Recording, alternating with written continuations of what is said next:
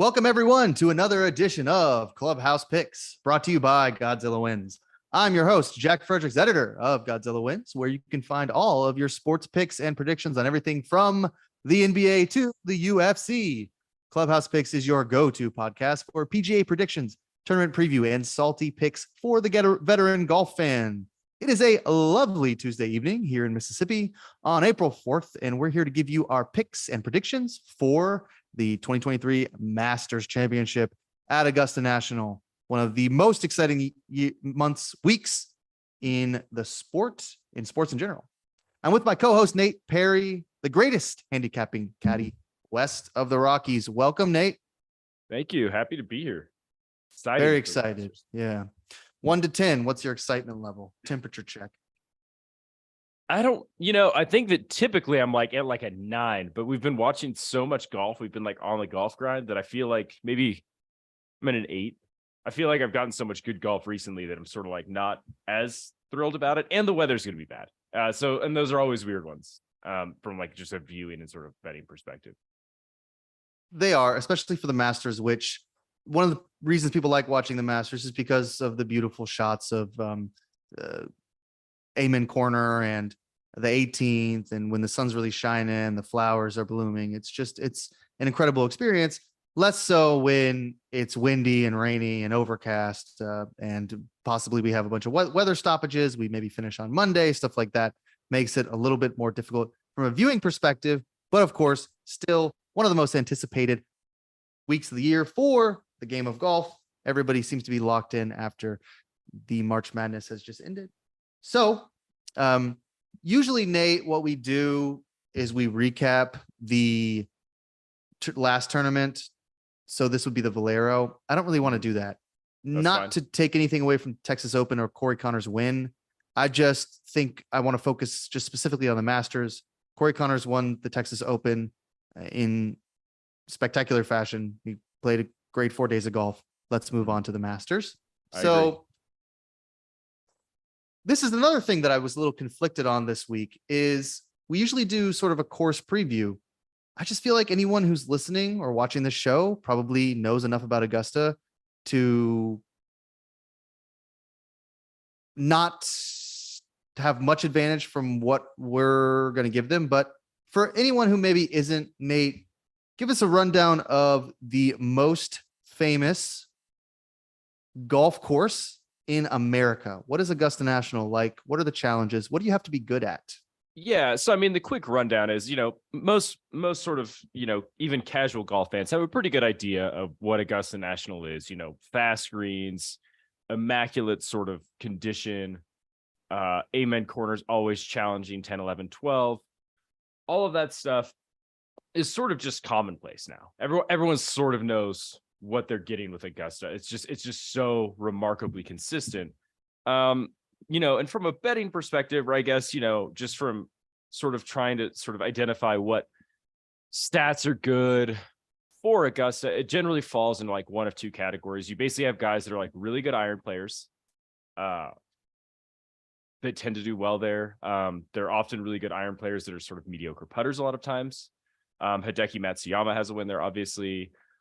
Bernhard Langer had a win there during his career in the 80s, and was famously sort of a bad putter. Vijay Singh played very well at the Masters several times, and has a green jacket as well. Always been a bad putter. So bad putters can win there on the back of really good iron play. And also short game wizards win there, like Patrick Reed. Patrick Reed's probably got some of the worst ball striking stats for a champion sort of in recent memory. And he just did it because of short game, which is unbelievable. So guys that chip really well tend to do well there. Guys that hit their irons really well tend to do well there. Driving and putting are sort of like not as important of stats at Augusta National because the fairways are pretty wide.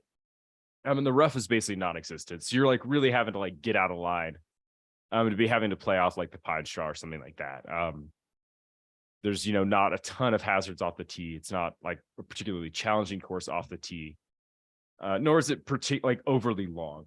And then the putting is like all those greens are so difficult that even really good putters don't putt well there sometimes. So, it just kind of like balances everything out because there's just so much undulation and speed that it's hard to putt well there. So you talk a little bit about the undulation. What are some other reasons why it's so difficult to putt at Augusta? It's difficult to put it. I mean, the speed of the greens is tricky, and they do slope a lot. And the reason, a lot of times on tour, you kind of have these sort of like archetypical skill set type guys, right? You have someone like Patrick Reed, who's, pretty crooked with the driver.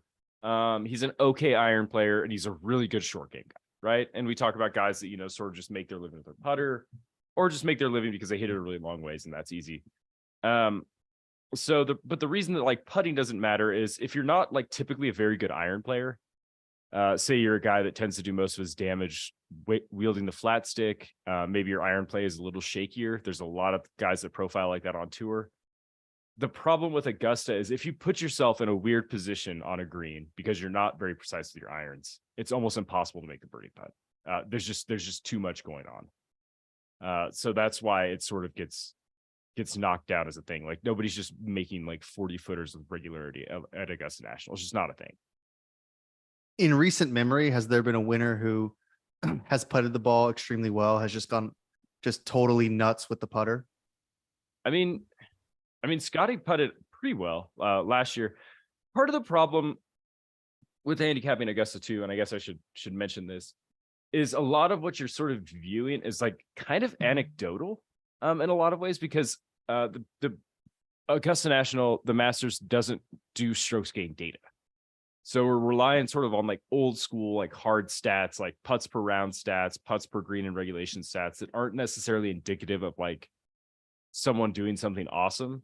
We're getting greens and regulation stats, but that doesn't really translate into how many good birdies looks you get, from those greens and regulation, all that stuff. So there's not a ton of strokes gained data to rely on, which makes it a little bit trickier. But yeah, but when people have gone back through it, Scotty had an unbelievable short game year. When Patrick Reed did win it, he putted really well.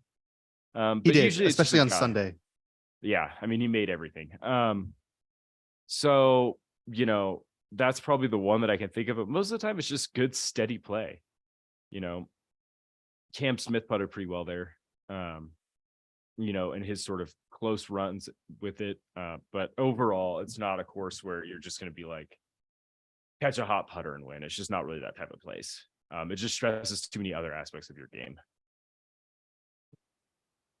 How will the weather play a factor in the course? We're looking at pretty bad weather, maybe Thursday through Sunday, lots of wind, possibly rain, play stoppage, all that type of stuff. Mm-hmm. How might the weather really play a factor here? Well, the only thing that I can think about, like sort of like the most recent ones that have had sort of not awesome weather, is the one that Dustin Johnson won when they played it in November during the COVID year. Right. Yeah, the COVID year.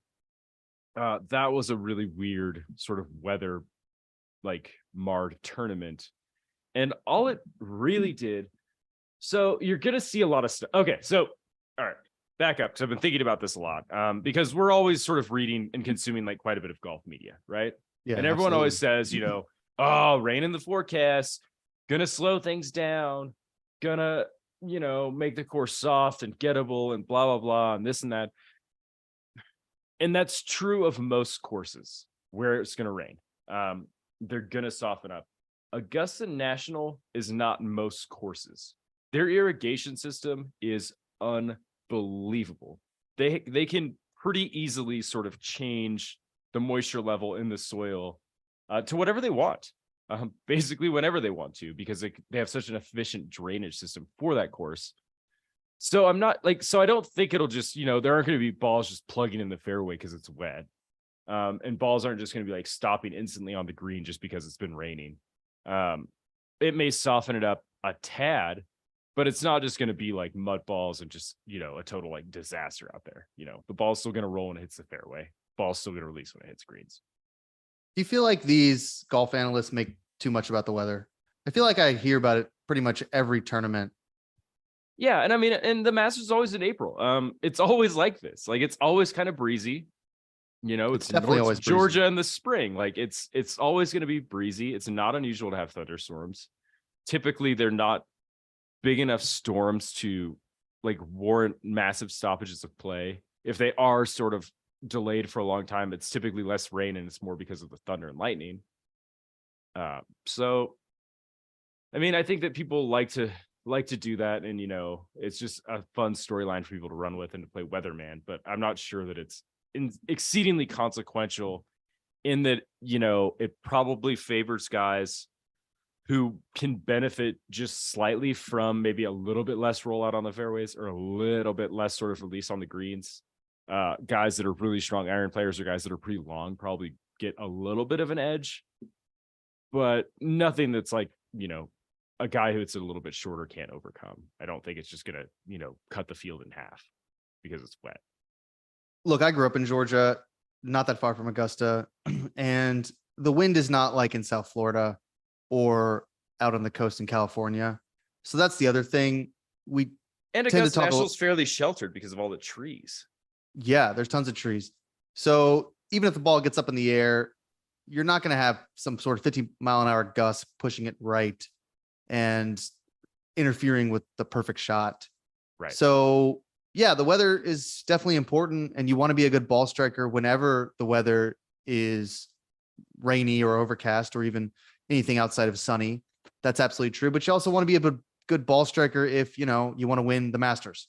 Doesn't matter what the weather looks like. That's just something that's important in this course and in this tournament. So, definitely something to think about. But as far as curtailing your picks to suit the weather, I just don't know if I don't really ever think that's a great strategy in golf, because it just never seems to work out for these guys who get too clever with the weather. But I definitely understand why we do that. And it's like one of those things, just everybody's always talking about it. I get tired of talking about the weather, to be honest with you. Yeah. I'd rather just talk about how these guys can play, but I get it. So listen, Nate, before we get into these picks, and we're about to jump into our what's in your bag and pick some of our guys for the Masters. We got a full card, both you and me. But before we do that, we need to talk about Birch Gold. This is one of our great newest sponsors. We're so happy to be partnering with Birch Gold. Listen, Nate, inflation has consequences, okay? As the Fed raises interest rates to combat out of control government spending, long-term bonds and diminished in value, crippling banks, depositors are holding their breath and investors are bailing on bank stocks. Diversification has never been more important. The recent surge in gold prices is directly tied to the extreme market volatility right now. This is why gold has historically been a great hedge against the stock market and against inflation. Now would be a great time to diversify into gold with Birch Gold Group. Birch Gold makes it easy to convert an IRA or 401k into an IRA in precious metals. Here's what you need to do. Text Godzilla, that's Godzilla, Godzilla, to 989-898. That's 989-898 to get a free info kit on gold. They'll help you convert your existing IRA and 401k that's tied to a volatile market into an IRA in physical precious metals, gold and silver. And the best part is it's tax sheltered. Text Godzilla 989-898. That's Godzilla 989-898 to claim your free info kit on gold today. With an A+ rating with the Better Business Bureau, thousands of happy customers, and countless 5-star reviews, Birch Gold is who you can trust to protect your future. Text Godzilla to 989-898. All right. We want to thank Birch Gold as always. So what's in your bag? This is our format for picks. We start with our driver, our heavy hitter, one of the top 3 guys. Just like in most of our episodes this year, our 3 guys are Scotty Scheffler, Rory McIlroy, and Jon Rahm. So these are guys with short odds, a bad price, but the best players in the world with the best chances to ruin our fun on Sunday with our 100-to-1 ticket on someone who's just lurking, tied for third or something. So I'll start with you, Nate. Scheffler, Yep. Rahm, Rory, who are you taking as your driver this week? I think it's got to be Scotty again. I feel like I've taken Scotty most of the times when we've had the sort of quote big 3 in action. He's just been so good. I mean, and he's just like so. I think that he doesn't have the flash of Rory's driver. He doesn't have the flash of sort of Rahm sort of personality. He just sort of just does. He just is good. So I think he's sort of easy to overlook because he is so sort of polite way to put it, I guess, understated in his personality. But like, I mean, if we're looking at ball striking things that matter, why wouldn't you take the guy who's leading the tour in greens in regulation and he's leading in strokes gained tee to green? I mean, he's already won at this course. He's not really, the heater hasn't really cooled off for Scotty. I mean, no, it hasn't. He's just been incredible. And to think, we were texting earlier, he's 14 months into this. He was on the Corn Ferry Tour a few years ago. Like, this is just, the ascendancy has been so rapid that it feels like he's been here forever. But he really hasn't. I mean, he's really just still playing awesome. So he's my guy. If you want to, I mean, I didn't bet any of these guys, but I think if you want to look at these top three, I think it's just got to be Scotty. I mean, he just has the track record here. The game is perfect. And this is the thing, we're a picks show, but we'd be remiss not to talk about the big three before a big tournament. Yeah, so absolutely. We're not sitting here telling you, hey, hammer Scotty at 650, 6.5 to 1. That's his odds on DraftKings.com right now. You go to DraftKings, put in the promo code Godzilla, get $150 in free play. But he's plus 650, 6.5 to 1 on DraftKings. And there's a reason. It's because he's the best golfer in the world. Usually I try to do some variety here and pick someone else. I went with Scotty too, because it's the smartest play, I think. Not that John Rahm hasn't also been winning on tour. He has. And to be honest with you, Rory's playing better than almost anybody, and he's playing more frequently. But Scotty won last year. So one of the things about the Masters, it's nice to pick some guys who have played well here or have won, or they've won this season, because you have to be just playing hot golf in order to win. You can't come in cold and just all of a sudden win one of the biggest tournaments of the year. It doesn't really happen that way unless you're Brooks Koepka, in which case you're just wired different. He can, miss like 4, or when he was playing at top of his game, he could miss like 4 cuts and then, beat everybody in the US Open by like 9 strokes. Just incredible. So I took Scotty too, like you said. So he's second in strokes gained, first in strokes gained tee to green, first in strokes gained off the tee. Geez, strokes gained approach, he's 6th. Around the green, he's 24th. I mean, that's not bad either. He's not a great putter. It ranks about 100th in strokes gained putting. But again, like we talked about, it's not something I'm valuing. It's not something you're valuing this week. So we don't have to worry too much about that. Greens in regulation, he's first. Bogey avoidance, he's first. I mean, this thing about Scotty, there's just like so small, like a list of things to nitpick. It's basically putting, and that's it. That's it. And it's like, well, you don't have to be that great a putter when you're on the green in like 2. I mean, it's just when you're the best ball striker in the field. Yeah, your putter doesn't matter as much. It doesn't. He won at the Players. He won at Waste Management. So he's got 2 wins this year. He won at the Masters last year. He is the best golfer in the world for a reason. And in 2019, he was playing on the Corn Ferry, which is just incredible. It really is. He's only played at the Masters twice. I don't think he played in 2020. If he did, I don't have those numbers in front of me. Won it last year, tied for 18th in 2021. I don't know if he played the COVID year, but if you want to pick a favorite, you have to go with Scotty, I think. Yeah, because otherwise you're just, I mean, if you want the short odds, just go with the shortest odds. Go with the guy who is absolutely he's the going favorite for a reason. Yeah, he is. And Rahm would be a fine pick, but he's kind of cooled off lately. He had that withdrawal at the Players, so he just hasn't played in a while. I don't know. We all want Rory. I mean, what would that feel like to you as a lifelong golf fan who's been cheering for Rory forever to finally get that Grand Slam? How would that make you feel just as a golf viewer? I mean, it's huge, right? I mean, there's only like really for people in, my like generation, Tiger's the only one to ever do it. Yeah. I wasn't really around for, obviously I wasn't around for like Jack doing it or Gary Player or anything like that. Certainly not Gene Sarazen. I don't know if there's anyone alive that remembers Gene Sarazen winning the Grand Slam. So yeah, I mean, it would be awesome, and it would be historical, and it would be cool just because I think that for so long we thought like Tiger is like the pinnacle of the sport, and like his greatness is like, unmatched. And oftentimes that's true, but to see someone accomplish something that only 5 people have ever accomplished, It's just massive. It's a cool story. So from that perspective, yeah, I mean, it would be something that if no money on the line, even if there's money on the line, if Rory wins, I think I'd be happy about it. I think I'd be excited for golf. Yeah, I would too. I mean, I don't see how you can't be. I obviously wouldn't be as emotional as Tiger's win a couple years ago. That was something that all of us just felt all the emotions kind of coming out when Tiger was able to come back from all those injuries. Everything he had experienced and win the Masters again was amazing, but it wouldn't be that far off because we've all been cheering for Rory to get this Grand Slam for a long time. It's been so elusive for him, and he's played well at Augusta a lot. It's not like he stinks at Augusta. He's always in the conversation, and he will be again today. So, yeah, you know, one of the things he finished second last year. Yeah. Yeah. So. Oh, that's right. Yeah, he did. I mean, yeah, that's right. You know, so he's always in the conversation. And as we have learned from Succession, the conversation is important to be inside of.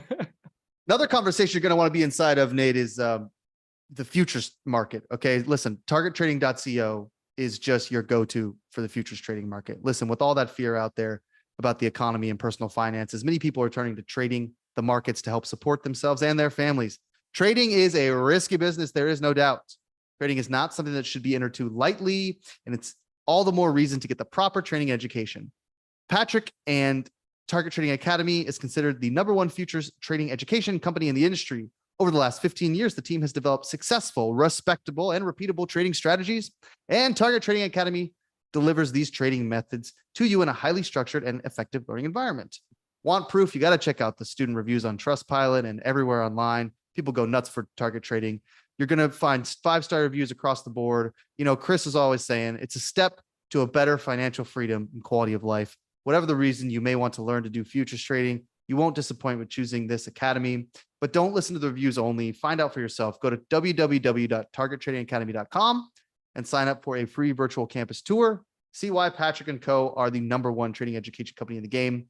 You can call 888-203-3731. That's 888-203-3731. They'll get you set up, or go to targettrading.co. That's targettrading.co. Unlock your future today. All right. So we want to thank Patrick as always, and remind all of our listeners that Saturday, 8:30 a.m. Eastern time, you can find Patrick talking UFC with us on the Godzilla Wins Picks show. Okay. So there's our driver. That's our big hitter. One of the big guys there. Now we want to look at our irons. These are guys who are reliable, guys who we know are going to deliver, but their odds are not always the longest. So you might not get rich, but they can win a tournament. They can certainly win the Masters. I've got 2, Nate. How many do you have? 2? I've got 2. I can do 2. Yeah. All right. Let's do 2. We're always going to start with our resident golf expert here, Nate. I like to follow him because he's just smarter than I am at this stuff. So go ahead, Nate. Tell us about your first iron. So my first iron is Tony Finau. And I'm kind of conflicted. I almost put him in a different category, but I still kind of like him. I mean, the odds aren't good. I mean, you know, he sort of opened, you know, after the Masters last year. They usually post Masters odds year round. He was like probably 50. He was in the 50-1 range. He's down to 20 now. That's where I bet him at, was 20-1. And it's mostly just, it feels like he's ready. It feels like he's ready to break through. I mean, he's finished for so long. It was just, I would just wait to see like what the top 20 finish on Tony Finau played, and then just hammer that, cover all the bets for the week, because it was just like automatic, because he was always 2-1 to be in the top 20. And in his career, he's finished in the top 25 in half of his major starts. So he just always shows up. He's always in the conversation, which is our theme for today. But he's not like ever really been in serious contention. But Augusta's different. I mean, his record at Augusta is good. He's had 3 top 10s in 5 starts at the Masters. So he's unbelievably good there. It feels like if he's gonna have a moment that's really gonna be the Tony Finau coming out party, now that he's sort of gotten this sort of thing that he was saddled with, where everyone said he's not a closer, he can't win golf tournaments. I mean, he's won 3 times in the last year. So the closer conversation is sort of starting to be over, and the way that he can really just sort of end that conversation is winning the Masters. So, and the game looks sharp. He putted, his strokes gained stuff for putting was unbelievable in his last tournament he played at the match play. Everything looks like it's in pretty good shape. he's always been a good iron player. So Finau's sort of my first iron guy, I guess. The odds aren't going to make you rich unless you bet a ton of money on it.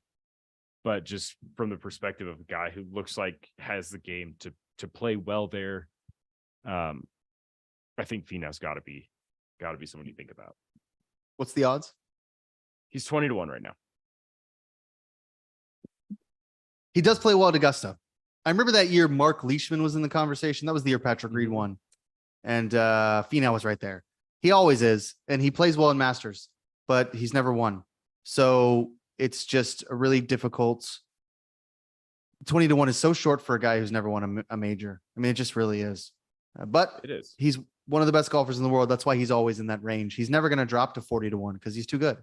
And at some point, guys who are that good find a way to win. So maybe he breaks through. Interesting pick. I didn't think you'd go there. I mean, he's third in strokes gained approach to the green. He's fourth in strokes gained total, fifth tee to green. I mean, the stats are just good. And he's putting really well this year. Normally he's always such a bad putter, but even the putter's working this year. So I don't see any sort of reason not to bet him, even though, he hasn't won a major. I mean, God, when Scotty won last year, he was like 13-1, 15-1 when he went off, and he'd never won a major. He'd only won like 2 golf tournaments his whole career. So true. Yeah. But again, the ascendancy has been so quick. I think everybody knew it was going to happen. It was going to happen very quickly. I mean, we've been waiting for this for Finau for a long time, and that's a wrap on him now. Is he focused enough? Is he committed enough? Is a top 5 finish good enough for him? Does he really have what it takes to dig deep and win a major? Those are questions that a lot of people ask. And I think those are fair questions to ask about someone like Finau, who hasn't shown us that he has that ability to just close.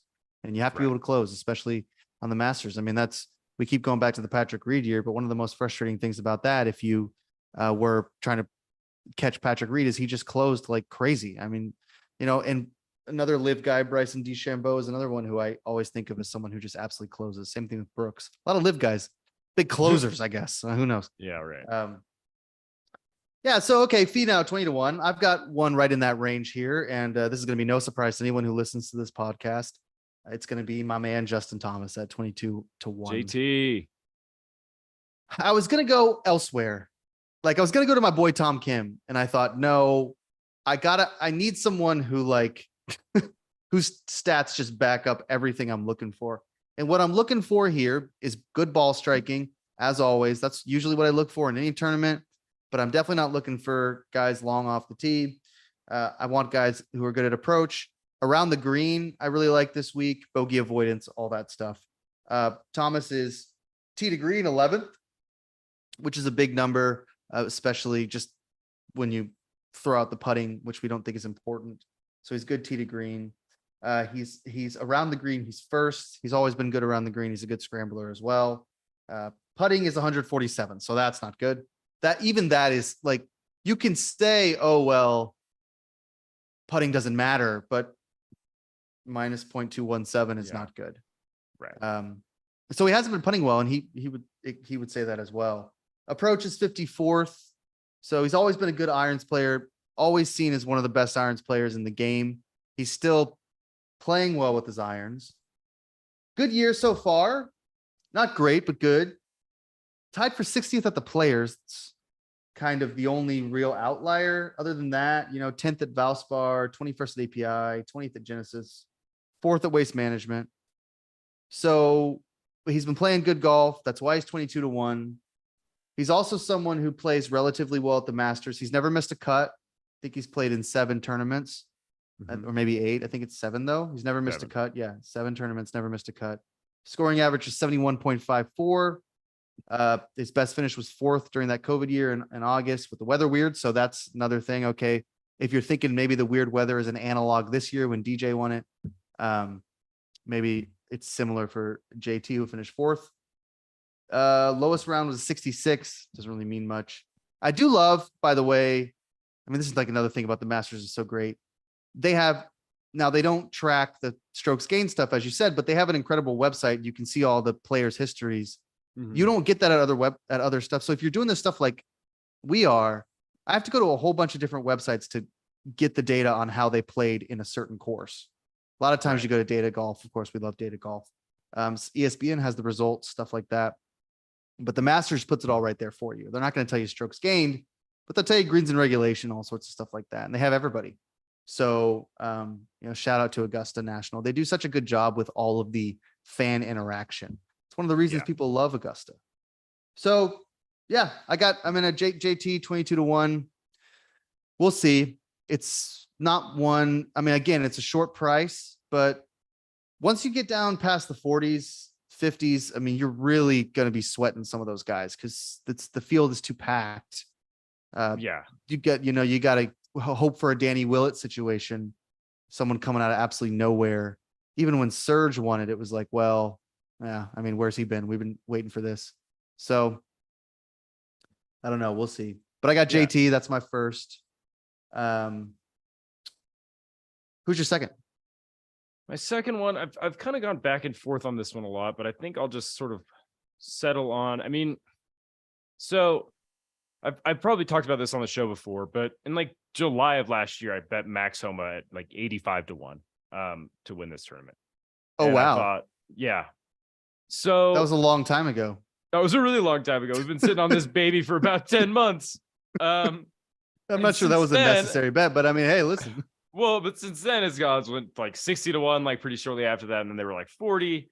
And now he's pretty much like, I think he kind of bottomed out at like 22 at a lot of places. Now he's kind of 28-ish. But he's just been playing unbelievable golf, and he's won some tournaments already in his career. Like, as sort of, he's ascended to this sort of elite echelon of golfers. He's played some really good competition. He's closed on some really elite sort of like classic courses, like players courses like Riviera. So this just felt like a tournament that was sort of ripe for him, sort of, coming out and playing well as well. So the problem, I guess, with Max, and, some of this is just sort of, people just start surging so quickly when they start to catch some momentum, sort of figure out how to win on tour. Like, Max has never really played well in any majors. His major record is not good. He's not been very good at Augusta when he's played. He's played 3 times at Augusta. He's made the cut once, and it was a tie for 48th last year, when he was also playing pretty well. So yeah, it's not good. From a course history standpoint, like, there's nothing to say like, oh, Max is like, a shoo-in. It's not like Finau. It's not like JT where he has some finishes that you can kind of look at and like give you hope. Like, Homa doesn't have that. So 28-1, it's tough to recommend him. Like, obviously, like 85-1 was awesome, because now he is an elite player. But I still think he's got enough juice to do well here. I mean, in his stats, fit. I mean, most of these elite guys that we're talking about pretty much have games that are going to translate pretty well to Augusta. He's no different. He's 3rd in strokes gained total. He's 5th in strokes gained approach, 10th in putting, 6th tee to green. The sort of weakest aspect of Homa's game is probably off the tee. Even though he's still gained strokes off the tee, it's probably like the least strong part of his game. But like we were saying earlier, it's not a terribly important statistic off the tee at Augusta National. You don't need to be the best driver in the world. You don't need to be particularly long, and you don't need to be particularly straight. So I like Max here. I mean, obviously it's tough to recommend him at 28-1, but he's worth sort of talking about here. Just because I think that, yeah. Yeah, so on DraftKings, he's 30-1. I think that's fine. He's really good and has won a couple times lately. Yeah, he struggled at Augusta, but that doesn't mean he's going to struggle this year. I don't think he's going to struggle at all. I just don't think he's bringing the same level of game in or confidence. Like, I think that he's so much more confident now. Yeah. In sort of what he can do. He is a West Coast guy, though. A lot of his wins and a lot of his big finishes are West Coast wins. But again, Augusta's not Florida. It's not even Texas. It's a whole different type of course. It doesn't exactly play like a Southeastern course at times because of a lot of different reasons. There's a lot of tree protection. It's over. The irrigation's really crazy. So it's a very particular course. I'm not exactly sure that matters so much. Yeah. But I think at 30-1, he's fine. I mean, you got obviously like we'd like to get, I mean, he's been playing awesome golf too. I mean, he won the Farmers earlier this year. Cooled off the next week at the Phoenix Open where he's tied for 39th, but since then it's 2nd, 14th, 6th, and 9th. I mean, so he's been like right around the top of the leaderboard. It's not like his game is slumping.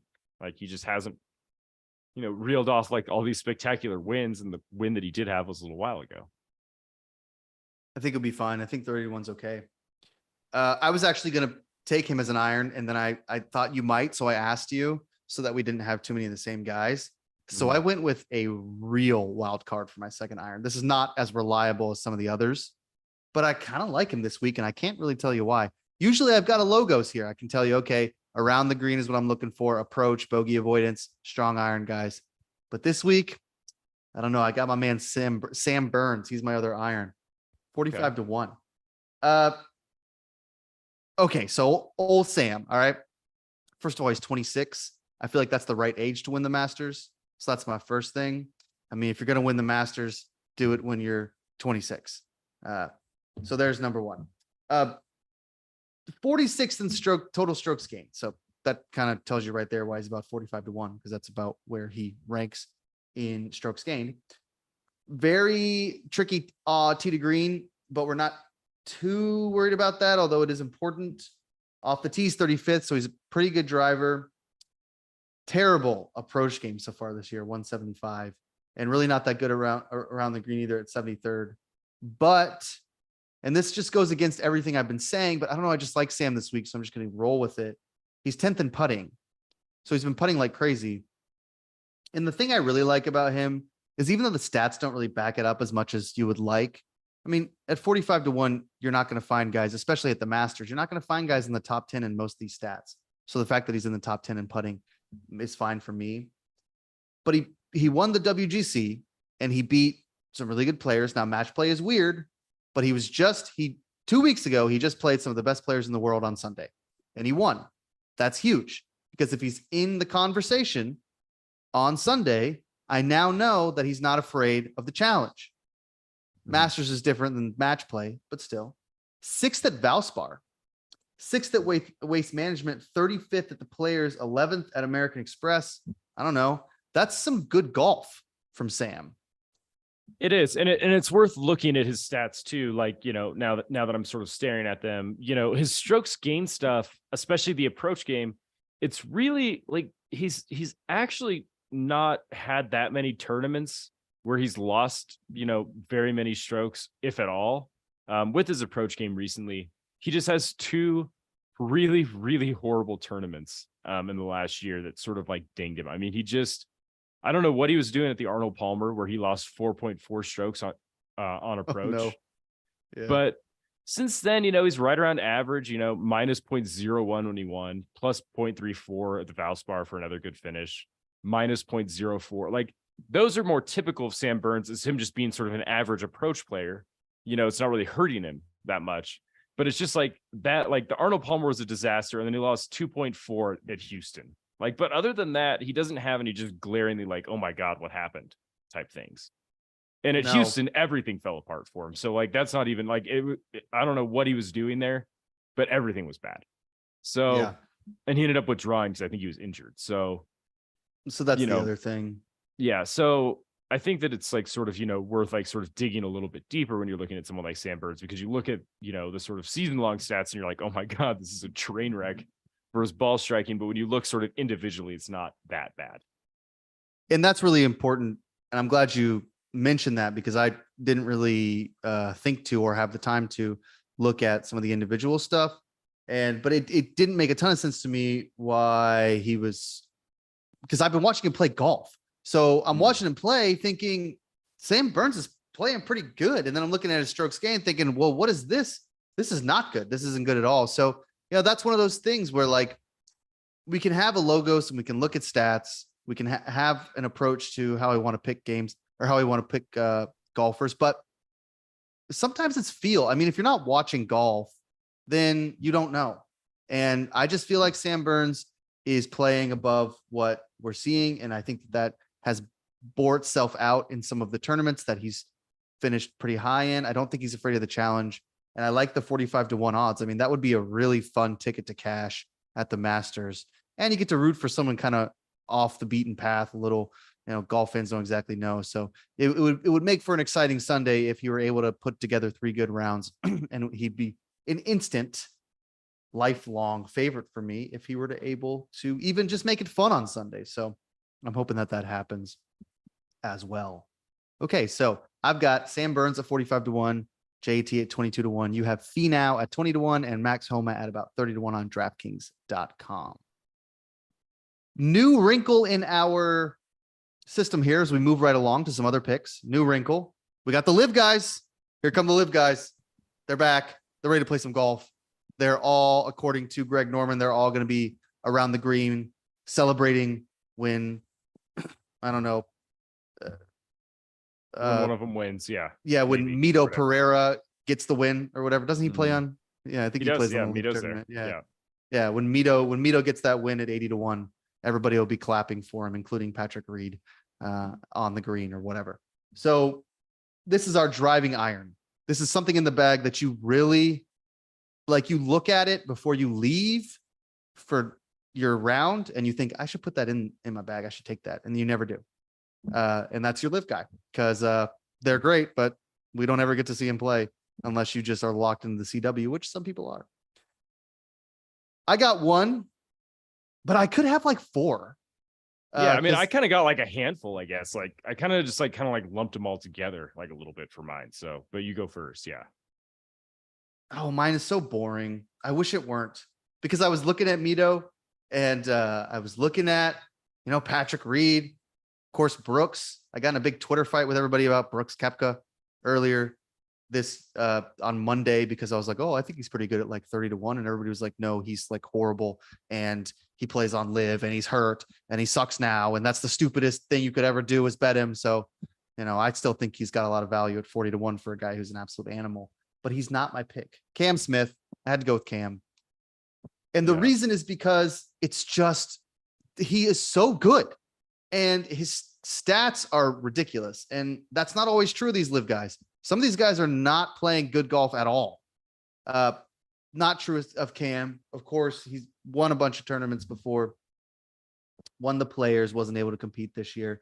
He's 35 to 1, 11th in total strokes gained, 28th in tee to green, that's strokes gained. Off the tee, 136th. So nothing, he's never been majorly great off the tee, but that's not as important to us.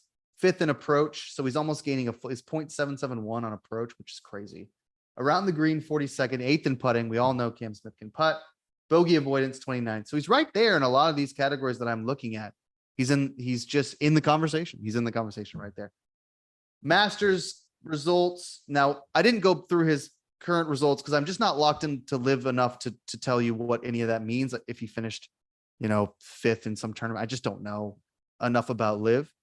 But I really like, so in the Masters, he made all 6 cuts that he's played in, lowest round 66, 13 rounds under par. I think he's played like 28 rounds, or 24. So that's really good because I've got some other guys who have played in a lot of Masters, but they're not, they don't always play a bunch of rounds under par. Cam, of course, does. So that's my guy, Cam Smith, 35 to 1. I don't think there's any reason. I just feel like 35. Do you feel like 35 to 1 is too high, or am I just crazy? I mean, it feels too high given that the futures market for most of the season, or for sort of like most of last year, had Cam sort of like in the 12 to 18 to 1 range. I mean, he was like right there, kind of in the conversation as a favorite. So. Yeah, it's weird to see his odds kind of drift a little bit now. But I mean, he's always been good there. I mean, his results have been solid there. I can't fault anyone for wanting to do it. You just wonder how sharp these guys are. Like if I'm going to take someone at a price, or if I'm going to take a live guy, like we're doing for this segment, I want it to be like long odds. I mean, I don't think you're wrong taking Cam, but I want guys that are like long. Like who? Who you got? I kind of just had them all kind of lumped together. They're like the second tier live guys. They're guys that have played well in majors in their career. But they're not like the household names. They're not Brooks. It's not Bryson. It's not DJ. It's not Cam. It's guys like, honestly, Kevin. You already mentioned him, Mito, baby. I mean, Mito's he's kind of good. He's looking. Okay, tell me why. Because I'm all excited about Mito. So tell me. I mean, the approach numbers have always been good for Mito. I mean, that's like sort of like the strongest like aspect of his game. And the problem with Live and sort of the problem with evaluating some of these results is we don't get the advanced metrics from Live. They don't do strokes gain tracking. So you're just sort of looking at the finish and you're just sort of saying like, well, they're okay. But if we're just sort of going on, what I remember from when Mito was playing well previously, like, he's finished last 2 Live tournaments, he's finished 6 both times. Seems like he's been playing pretty well. And I think that the iron game is a huge strength here. So, I mean, someone like Mito at 80-1, like definitely is like getting my attention for sure. Abe Answer's another guy. He's 110-1. Kind of like maybe like him, someone like that, like those 2 guys in particular are guys that like, have had some major experience. Mito sort of famously collapsed on the 18th hole of the PGA Championship last year, shortly before he went to Live. The year that JT won it last year. But so I mean, he's been there before. He's played well in major before, in that major, anyways. So I'd be willing to gamble on somebody like Mito or Abe Answer, who's also really long odds, before I'd be willing to just like dial in my Dustin Johnson ticket or something like that. Okay, so Answer, I want to talk about him for a minute because I think he's really interesting to look at from the perspective of strokes gained last year at the Masters. So Answer was cut. So I don't know, you talk about these guys in strokes gained cut. Well, they only played 2 rounds, so whatever. But for the sake of the conversation, we'll go with it. So +7 strokes gained putting, +2.72, almost 3 strokes gained putting last year. And he nothing else that's first in the field, 2.72. Right. Nothing else is even in the green. Around the green, -2.87, approach -1.39. Tee to green -8. I have to squint. -8.26 tee to green. No, that's not him. Hold on, that was someone else. -4 tee to green. Off the tee, almost a little bit in the green, 0.25. So anyway, that's too many numbers. The main thing is he putted like nuts last year. And I looked at that earlier and I said, well, that's kind of crazy because he missed the cut. And we don't care as much about putting. That's why, look, he was first in strokes gained putting and he missed the cut. So obviously putting's not the most important thing in the world, but I don't know. I mean, yeah, Abe Answer. I mean, if he's going to putt like that, you might as well take him at least top 20. Yeah. And I mean, those stats are like a little bit of an outlier too. Like it seems like, I'm just, yeah, like the putting is like, he's always been an okay putter throughout his career. But he was always known for like being good around the greens and like being a pretty reliable iron player, at least steady enough, and sort of couple that with like a really good short game. So it's weird that his like short game numbers were so terrible in his last Masters, and his iron game was awful. And the best thing about him was he just like putted the eyes out of the ball. So, I mean, yeah, but Abe's another guy that had a pretty good major year last year when he played all the majors. He finished tie for 9th at the PGA and tie for 11th at the Open. So, he's been towards the top of a lot of these leaderboards. He's played okay at the limited number of Masters he's played. He had a tie for 13th in the COVID year. But yeah, I mean, I like Abe here at 110-1. I've been thinking hard about betting him. I haven't pulled the trigger yet, but I've, thought about it. Definitely. I think I'm going to pull the trigger on a top 10 finish at +800.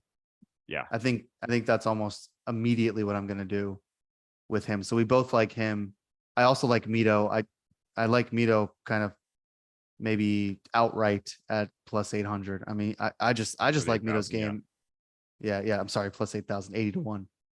So yeah, okay. Well, so some of those live guys. Any other live guys you like?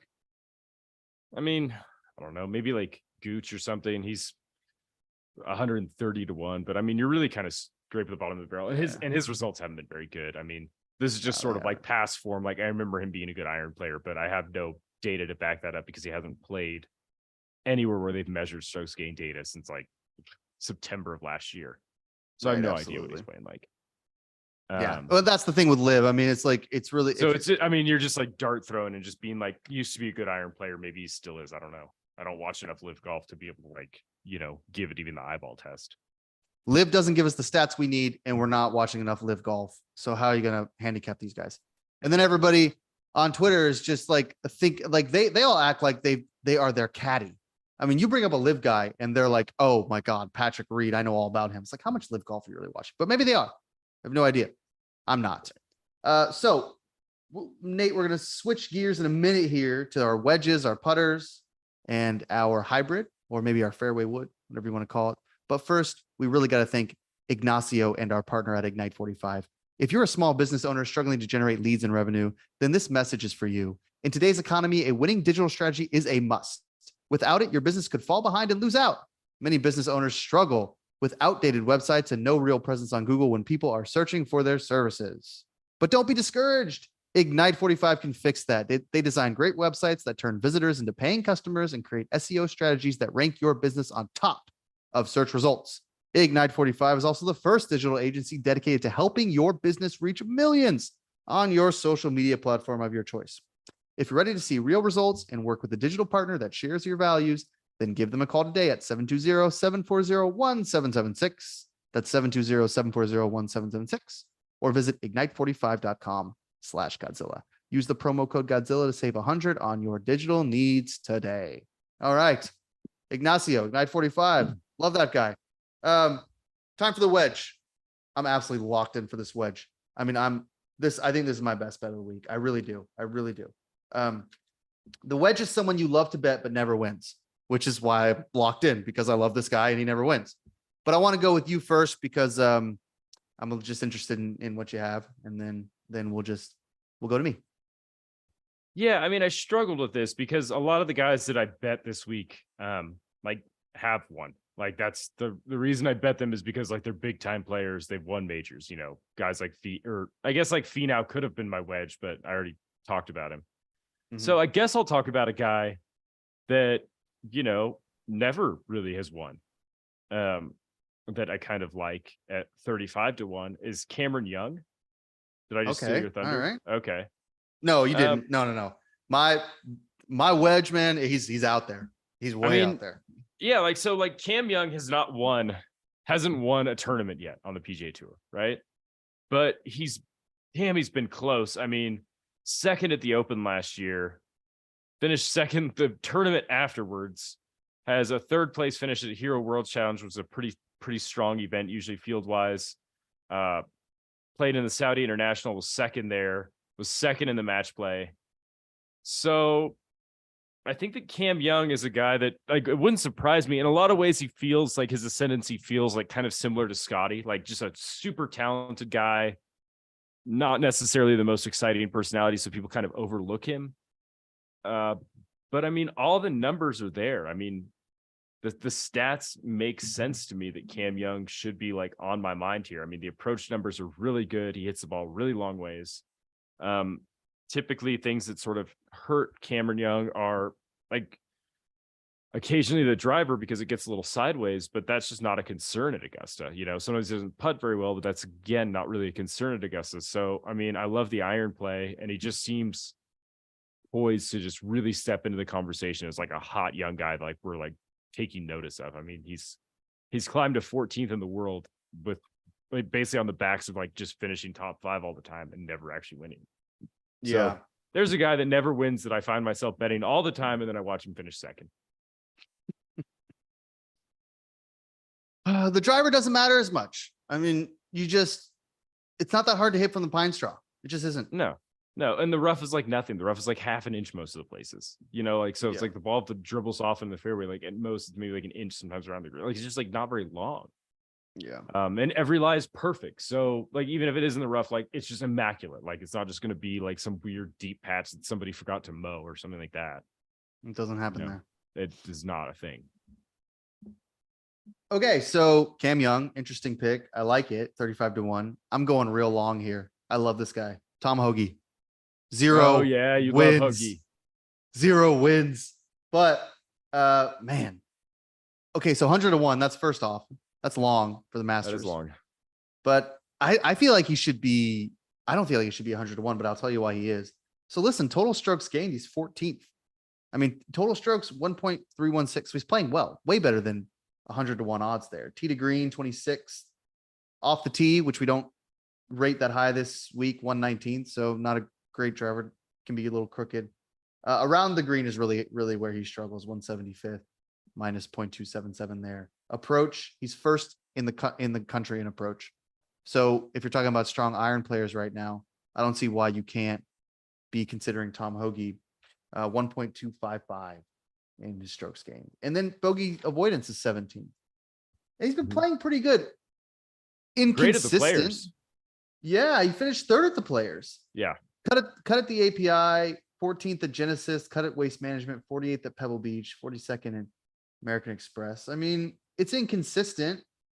He's only played at the Masters once. He made the cut, but you can't really glean much from 4 rounds at the Masters. So I'm not really going to go into that. I just think at 100-1, it's nuts not to take him. Sure. I mean, it would be a story. Everybody would be talking about it, but he's going to be in the conversation, I think. And if you're just thinking, no, this is stupid, like he's not going to win, I understand where you're coming from. Trust me, I really do. And in that case, maybe think about him for like a top 10. I mean, he just finished third at the Players. Trying to find his odds here for a top 10 finish. Plus 700. I mean, so you're getting 7-1 odds for him to finish the top 10. He's shown he could do that. I don't think he's going to get cut. His iron play is way too good for right now to get cut. I mean, like he's playing well, and he'll be fine off the tee. I didn't look at his putting, but I think it was fine. It was like in the 20s. So yeah, he's an okay putter. Yeah. So that's my wedge. I really like Hoge, but I don't know. I'm really stretching for some of these guys who have long odds, because I just think I watch enough golf where I think I can probably find the guy who, if he wins, he surprises everybody. It doesn't happen all the time at the Masters, but every once in a while it does. Those odds could be long. Maybe it's Hoge. So that's my wedge. Now our putter. This is my bet and regret. I got another good one for your putter too here. This is a guy you love, this guy. So bet and regret. This is a guy you immediately regret the minute you punch that ticket. You want me to go first? Yeah, you go first. I'm still thinking about this. You love this guy. You love him. He's your guy. You talking about my man Tyrrell? Oh no, I know. Okay. I'm done with Tyrrell. I'm not watching that guy like throw a temper tantrum for 4 days and then finish like third. Like I can't. I love Tyrrell. He's playing amazing. Yeah. But I don't want to watch him for 4 days because he looks so miserable. He looks like me out there. Like and he's not. I mean, he's so good. So, no, Fleetwood, Tommy Fleetwood. Oh yeah, I do like Tommy. 55-1, 5,500. And I mean, remember when Fleetwood was like automatic 22-1? I mean, that was for years. You couldn't get better odds than 22-1. That's where his line was all the time. All of a sudden he's crept up and he's got some good finishes. I mean, he finished third at the Valspar, 27th at the Players, 61st at the API, I guess, 20th at the Genesis. And his stats are nuts. Total strokes gained 11th, tee to green 12th, approach 25th, around the green he's second. He struggles with bogey avoidance, 124th bogey avoidance. What he's doing there. 96th off the tee, but we're not interested in that really. I just, and he's played at the Masters 6 times. He's made 5 cuts, so he missed 1 cut. Biggest problem with Fleetwood, and of course we know this because if you ever watched Fleetwood, this was always his rap. So 22 rounds played at the Masters, only 9 under par. That's not great. You want to be at least at 50% there. If you're going to win a tournament, you got to play pretty much at least 3 days under par. And the crazy, this has always been the thing with Fleetwood. He'll post a 72 and then he'll post a 62. Like he'll break a record and then he'll lose the tournament because when he gets hot, he's like the greatest golfer out there, but he'll post, the next day some mercurial number and finish in the top 5. Yeah. But I'm really excited about Fleetwood. I think that this is at 55-1, you got to be nuts not to be thinking about him. Yeah, I mean, I guess. I mean, the iron game's always been there, right? I mean, and quite honestly, he might be a guy that's a little bit more comfortable sort of coming in a little bit more under the radar. So, from that perspective, I guess I don't hate it. I feel like more intriguing sort of I think I'd rather take, like, if I'm looking at like 50-1 range, I think that like Fitzpatrick is like more interesting than like Fleetwood. Maybe. Sure, yeah. But I mean, Fitzpatrick, I think that's a weird number for him. I think he should be in the 20s as well. I don't know why he's not. yeah. There must be something there. But let's not discount the fact that you took Fleetwood probably every week for like 5 years. So Yeah. Oh God. Yeah. And like I usually in the mean, majors, I was always talking myself into him like 28-1, being like, this is still gonna happen. yeah. So Much maybe like you're I did just with burned Ricky out. Fowler. Yeah. Yeah. Maybe I am. Yeah. I may have Fleetwood fatigue now. I mean, there were years where he was one of those guys you bet him every week.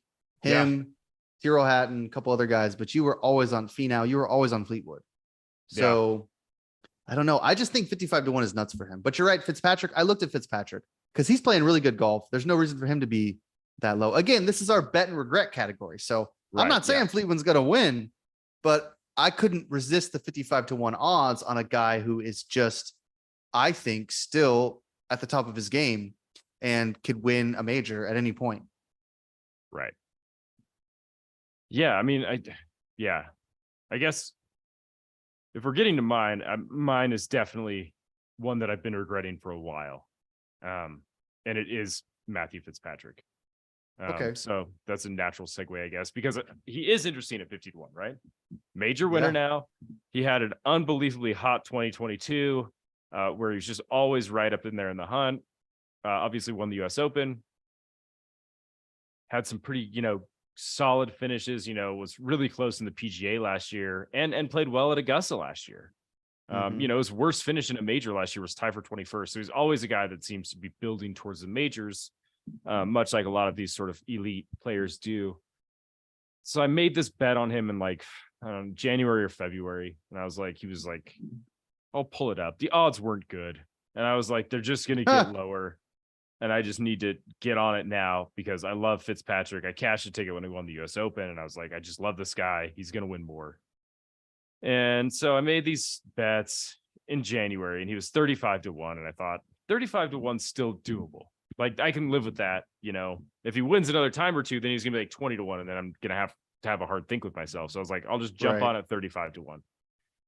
And now he's 50-1, right? Because I bet him basically like when he was like finishing like in the top 10 at the Century Tournament of Champions. Is basically like when I like made that bet. He was playing well there. Instantly goes out, misses the cut, tie for 29th, misses a cut, tie for 14th, cut, tie for 31st, match play. Like, not good. So the results just like suck right now. Like his iron game has not been good. He's not been particularly like awesome off the tee in his most recent sort of outings.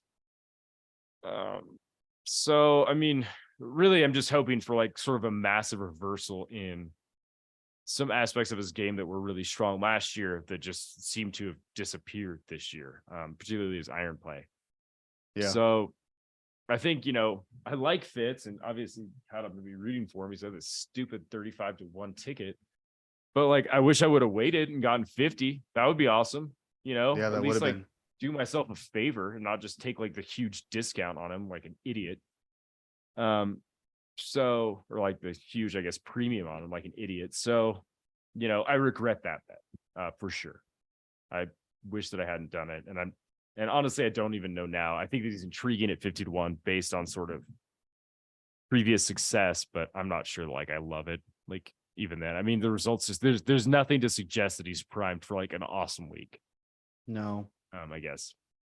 But sometimes you take that risk because he could have gone down and he could have won, the Valspar or something, or he could have finished second at the Players and he'd be 22-1 and you'd be like, heck yeah, I got him at 50-1. So good for me. Right. You always play. No, I mean, some guy on Twitter told me he got Brooks Koepka at 99-1. I mean, that's crazy. I'd love to take that. He was 85-1 for a long time. So he's one who, if you did take that gamble, he's not like 40-1 because he's been playing well at Live and he's, just a behemoth in the Masters. So a lot of you sometimes you take those bets, but I definitely understand why it's a bet and regret there. You definitely wish you had the better odds. So, oh well. Yeah. We're going to get to the putter in a minute.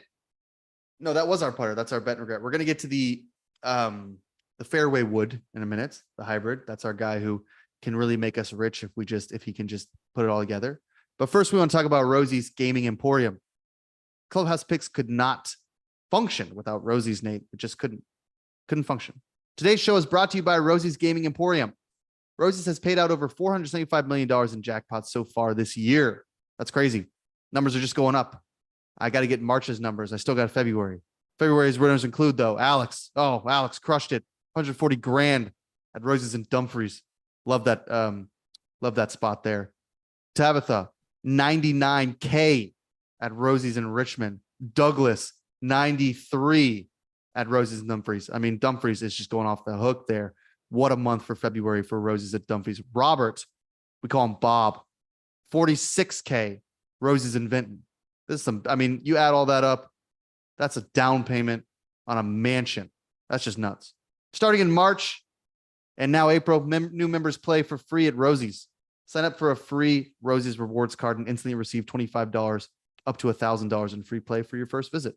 That's nice. A little $1,000. I can figure out what to do with $1,000 in free play. I'll go to the slot machine. I don't care. That's a lot of, look, you give me some comps, I'll be at the buffet. I will figure out a way to get that money back to Rosie's. Learn more about this promotion, Rosie's rewards and jackpots at rosiesgaming.com. That's rosiesgaming.com. Don't forget, horse racing starts July 13th at Colonial Downs in New Kent, Virginia. And my father, the Godzilla of Truth, says he'll be there for the entire month. The man loves his horses. Okay, so we're almost done here. Been a long pod, but this is the Masters. Very important. We've got our hybrid, maybe our fairway wood. That's what I've been hitting lately. This is your guy who, I'll tell you what. And I got a lot of guys with some long odds, but this guy's the longest for me. And if he can put it all together, I'm retiring. Don't need it anymore. You'll never see me on another podcast again. Let's start with you, Nate. Who's your long odd here? I went back and forth on this, and we joked last week about like Alex Noren, right? And I was like, man, we have hard think at 180 to 1. You do love Alex Noren. And I ended up not deciding to take it.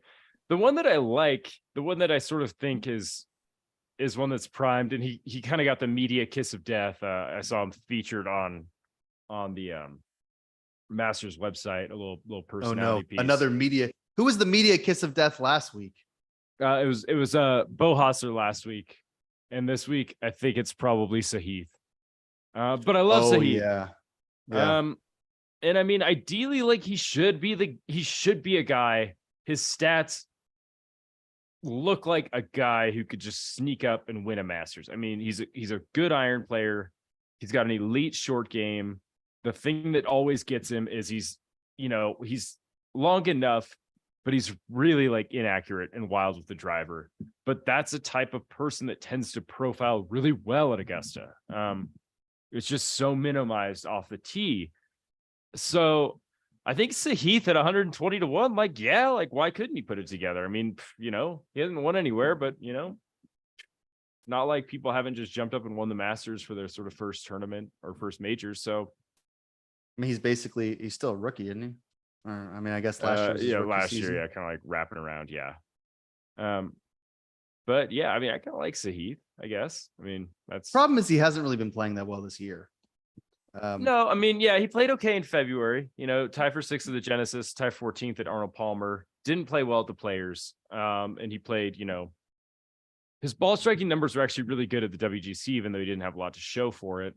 But he gained, a stroke and a half on approach of his iron game. So the iron game that sort of abandoned him at the Players Championship seems to have been regained a couple weeks later at the match play. So the iron numbers have been pretty good, aside from sort of some spectacular sort of bad ones like outliers, but generally tends to be hitting it pretty well right now.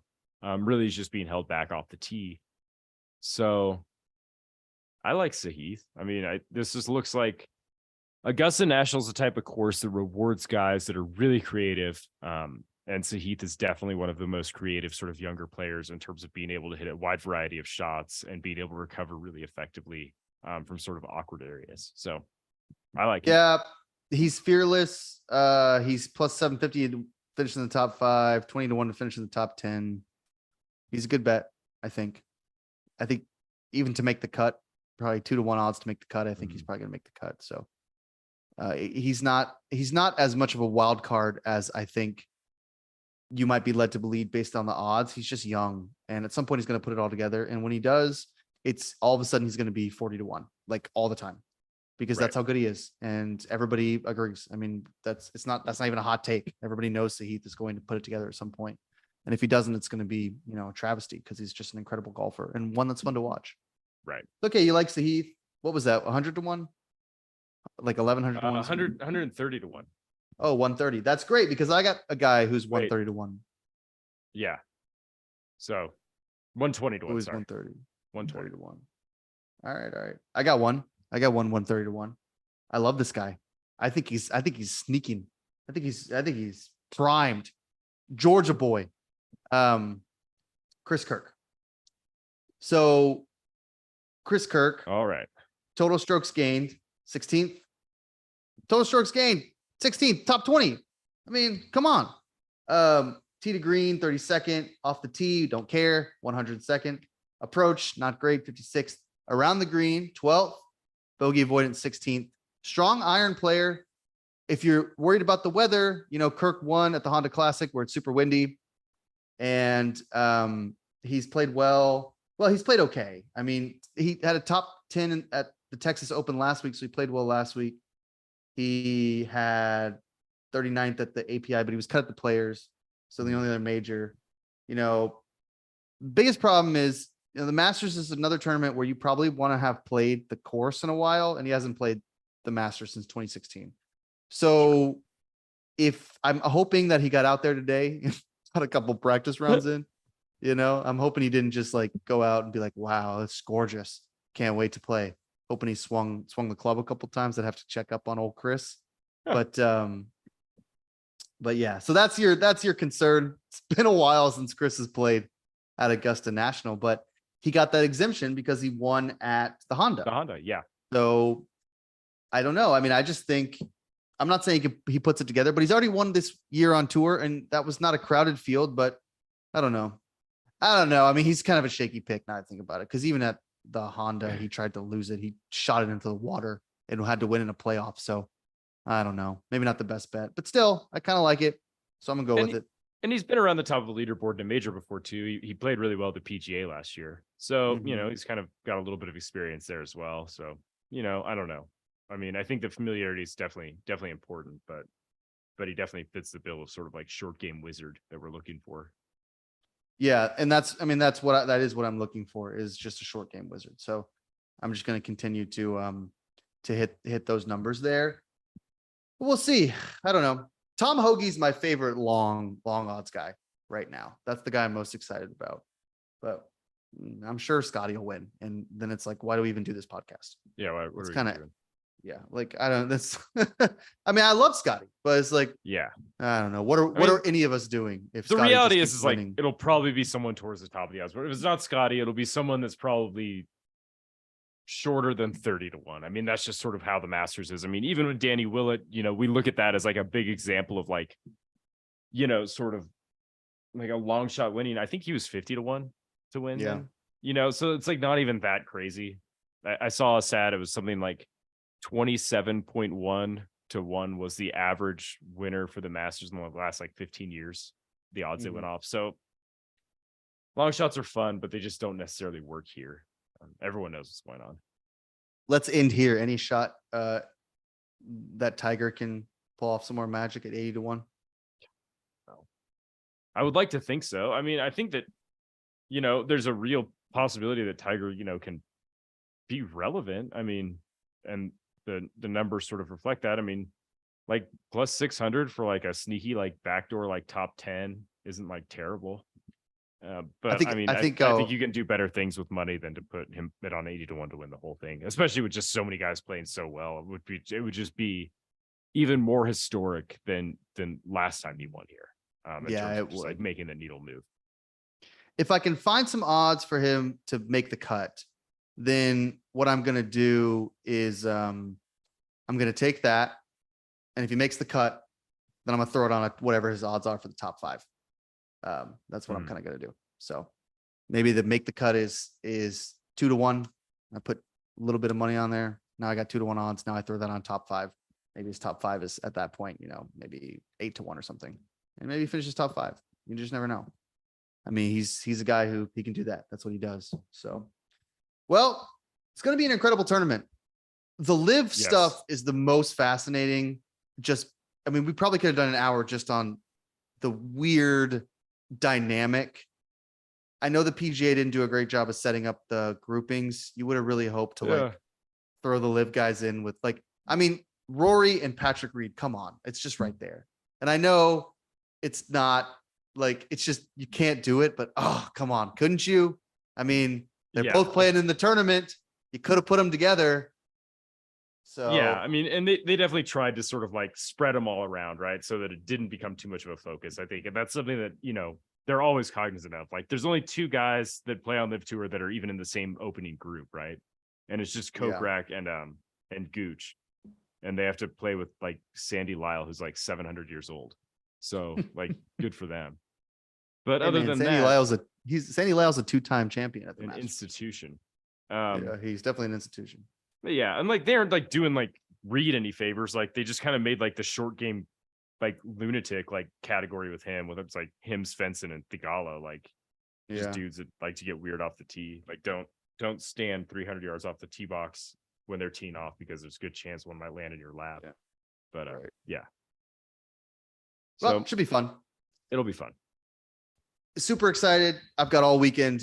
We've all got all weekend here. You got to check out that Masters app. Going to be exciting golf. And Nate, I think if you're free, what I really would like to do is get together on Sunday after the Masters and just do a quick reaction, maybe 20 minutes, just talk about who won and how excited we are, how the tournament was. So we'll kind of hop on here on Sunday, do the same thing, and we'll throw that up on YouTube. Thanks everyone for listening to this week's episode of Clubhouse Picks, brought to you by Godzilla Wins. You can download and listen to Clubhouse Picks on Apple Podcasts, iHeartRadio, Spotify, or wherever you get your podcasts. Please be sure to download, rate, and review if you like the show. That really helps us out as we're trying to grow the show. If you're watching on YouTube, don't forget to smash that subscribe button for everything sports related from Godzilla Wins, and drop a comment with your picks of the players. I'm going to post my card here very shortly. We will see you next week and Nate, I messed it up because I don't know what's coming next. I've been so locked into the Masters. You got any idea? Gosh. I didn't update we got this, so. the RBC Heritage. I should have known that. And Hilton Head. Of course. That's right. So we'll see you next week for the RBC Heritage in Hilton Head. Happy golfing. Happy Masters. Enjoy the tournament just as we will.